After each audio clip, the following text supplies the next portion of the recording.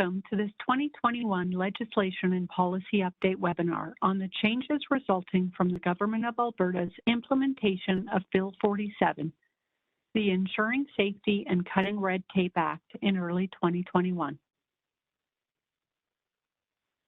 This webinar will provide you with an overview of the legislative changes specific to the duty to cooperate, highlight your responsibilities, and provide you with the resources to help keep you informed about this change. A detailed overview of the other legislative changes and the new egregious conduct legislation are provided in other webinars in this series. The duty to cooperate is in effect as of April 1st, 2021, and was open for policy consultation in early 2021. The duty to cooperate applies to all claims as of April 1st, 2021, regardless of the date of accident. It requires all parties to cooperate in the injured worker's recovery and return to work. This includes the worker, employer, any authorized representative of either the worker or the employer, and our service and treatment providers. Cooperation and collaboration are not new and have been a part of our care planning processes for some time. As a result, we do not anticipate any changes to our claim management processes with this new legislation. The obligation to reinstate legislation still applies for applicable claims with the date of accident between September 1st, 2018 and March 31st, 2021. This means we can look at both the duty to cooperate and obligation to reinstate on open claims occurring between these dates. Talk to the claim owner if you have any questions about the obligation to reinstate requirements on a prior claim, as we do not get into detail about the obligation to reinstate in this webinar. A video on our website's video library explains the obligation to reinstate in more detail.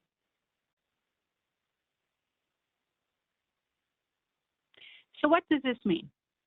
In order to meet their obligations, both employers and workers need to provide required information in a timely manner, maintain contact with each other and WCB throughout the return to work process, work together to resolve problems as they arise, and if unable to do so, contact WCB as soon as possible to discuss options.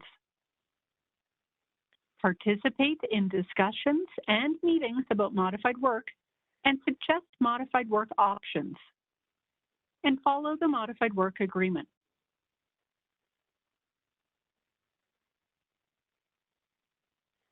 Some more specific requirements for employers are the need to support the worker's recovery and return to work, making reasonable, good faith efforts to cooperate in the return to work process.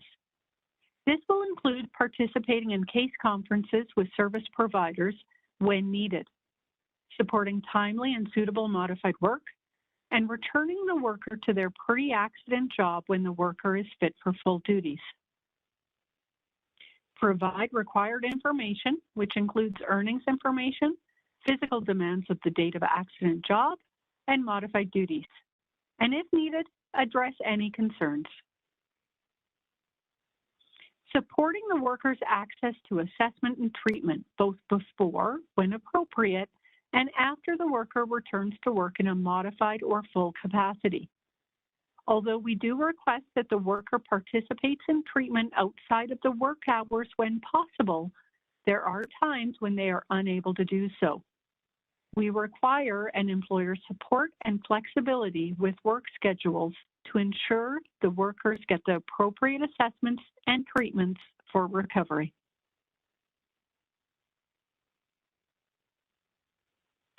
Employers continue to have the duty to accommodate under the human rights law, and modified work will always be the best practice. It helps with recovery and decreases the period of disability. It is also beneficial for the management of the employer premiums. All employers have a duty to accommodate under human rights law. If the worker has a temporary or permanent work restriction and cannot return to pre-accident duties, consider suitable modified work or alternative opportunities, like a work assessment, to keep the worker job attached and maximize income recovery as appropriate. Although Alberta employers have always been fantastic at returning workers back to work, not providing modified work is not something that we can apply a penalty for under this legislation. We have always and will continue to work towards collaboration and cooperation. What does non-cooperation look like for employers? Here are some examples. Not returning calls from a worker or claim owner, which obstructs the return to work plan and assessments. Our case managers will attempt to reach an employer twice on 2 separate occasions and, where possible, will use 2 different methods, like a phone call and then an email. If they cannot connect with you, then they will refer to an industry specialist to gather additional contact information or for additional attempts. They prevent a worker's access to treatment by not allowing them to attend medical appointments. They are underpaying or misrepresenting what they pay the worker while on modified duties, which can result in penalty from the WCB. Or they are not able to confirm that a worker's termination was done in good faith. Some examples of good faith terminations include company bankruptcy, seasonal shutdowns where the employer will take the worker back next season, general layoffs, including several employees and not just the worker, strikes or lockouts, performance issues, or a corporate reorganization. We will get into further detail on what the WCB will look at regarding performance issues when we discuss the worker's duty to cooperate. WCB will review penalties under the duty to cooperate legislation for terminations that are not felt to be in good faith. We will use the reasonable person test for most situations, but still might need further confirmation. This legislation formalizes the worker's duty to cooperate. These expectations are not new. Workers are required to attend and participate in care and return to work planning discussions, accept and participate in medical assessments, treatment, and rehabilitation, avoid activities and behaviors that could prevent or delay recovery, and cooperate in all aspects of their healthy and safe return to work. Workers must also accept suitable temporary modified work offers, comply with professional standards, safety rules, and employer policies applicable to the temporary modified duties, return to full duties when medically fit. If unable to return to pre-accident work due to permanent work restrictions, work with the WCB to develop and actively participate in a reemployment plan to minimize job loss and maximize income recovery. So what does it look like when a worker doesn't cooperate? If they are not attending appointments and not contacting us to reschedule.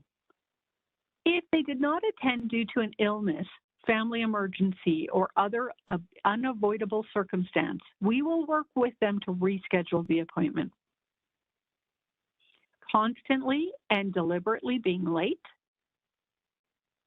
attending but not participating in modified work, for example, they show up to work but don't complete the required duties, insubordination, refusing suitable temporary modified work offers.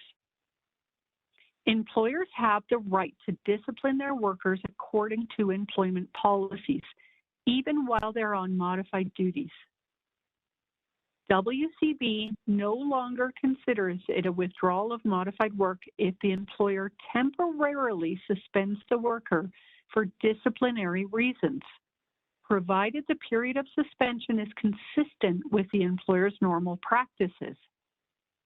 An employer can also terminate employment according to their policies and in good faith. A worker's non-cooperation and egregious conduct are different, and the worker could be eligible for wage replacement benefits if they are terminated from their employment while they still have work restrictions. For more information about egregious conduct, please view the egregious conduct video in this webinar series.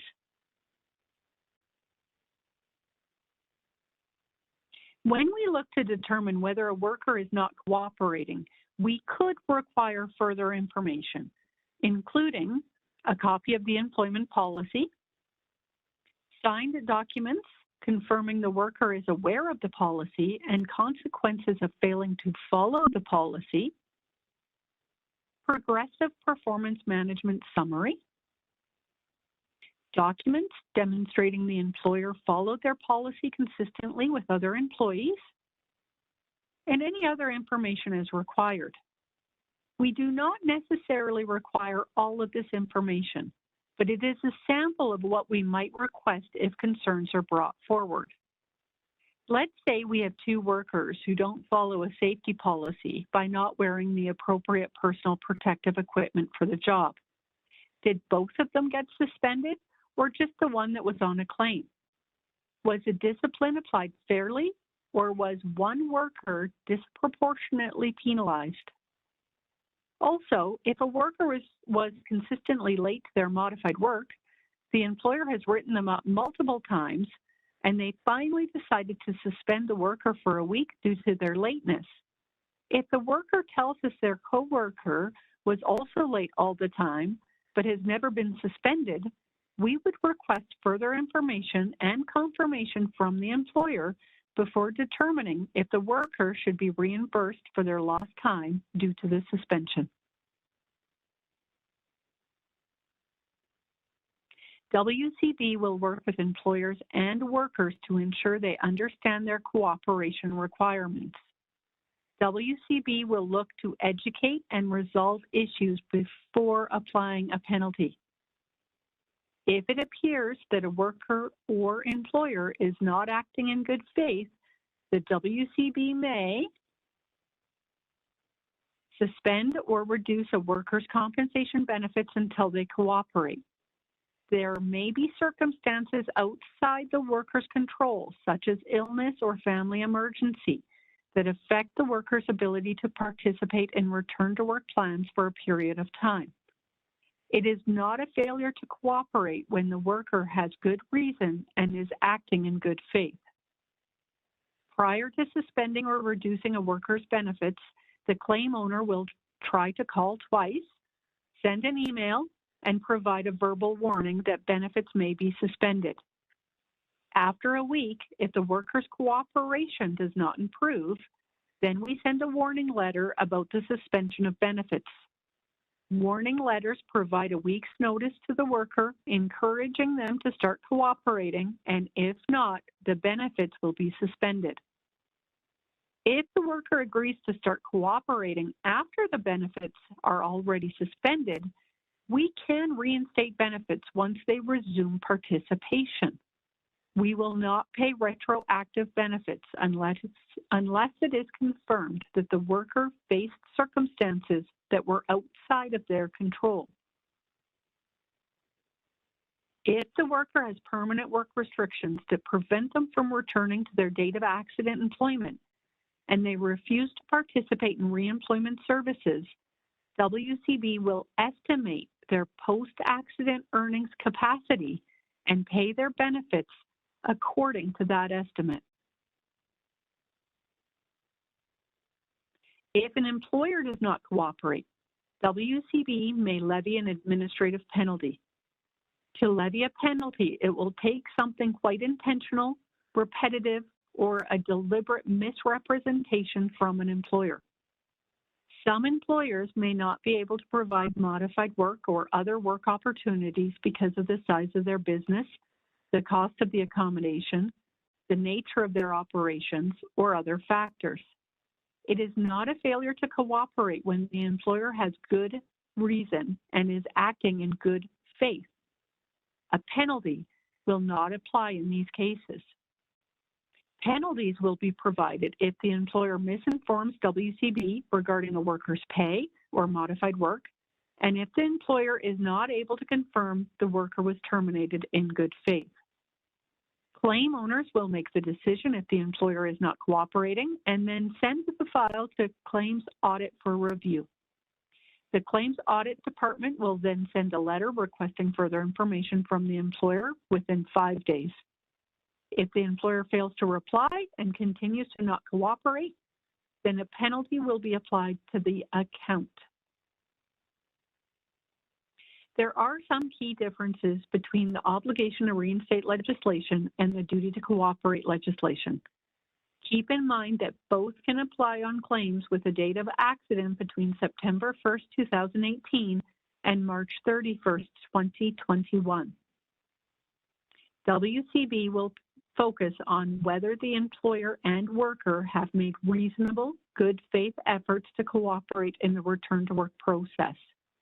Employers do not need to provide an accommodation to the point of undue hardship, but they must act in good faith during the return to work process. The duty to cooperate ends once the worker has fully recovered from the work injury and does not continue beyond this date like the obligation to reinstate does. And workers have an explicit duty to take reasonable action to mitigate their loss of earnings due to their injury. We historically were limited in our ability to estimate a worker's earnings loss when they failed to participate in reemployment services. The duty to cooperate applies to all claims as of April 1st, 2021, regardless of the date of accident. Cooperation and collaboration are not new. All parties must work together to achieve an early and safe return to work. We do not anticipate any changes to how we manage claims.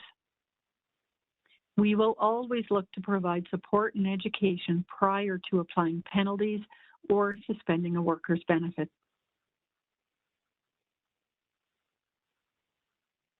We hope this presentation helped you understand your duty to cooperate. Let's conclude with a brief discussion of available resources. You can stay informed and get updates when changes like these happen in the future. WCB's website is updated regularly. Visit our legislative changes page to continue to stay informed. You can download fact sheets which explain these changes and view the policies that guide our decisions. You can also sign up to our email newsletters and receive important business updates straight in your inbox. To sign up for policy notifications, view current policies, and to provide comments and feedback on open consultations, visit our website. Simply search for "What's New in Policy?" We also provide numerous other virtual seminars at no charge to you. Please check out the seminars and workshops page on our website and register.